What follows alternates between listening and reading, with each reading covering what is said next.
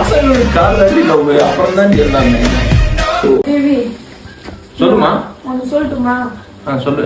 என்கிட்ட 2 நியூஸ் இருக்கு. ஒரு பேட் நியூஸ், ஒரு குட் நியூஸ் இருக்கு. முன்னாடி குதர்க்கமா பேசுற. சரி சொல்லு, என்னாச்சு சொல்லு. எது ஃபர்ஸ்ட் சொல்லுங்க? ஃபர்ஸ்ட் தயவு செஞ்சு ஃபர்ஸ்ட் பேட் நியூஸ் சொல்லிடு. அது மீனிங்கே இல்லையே. நான் ஃபர்ஸ்ட் குட் நியூஸே சொல்றேன். சொல்லட்டுமா?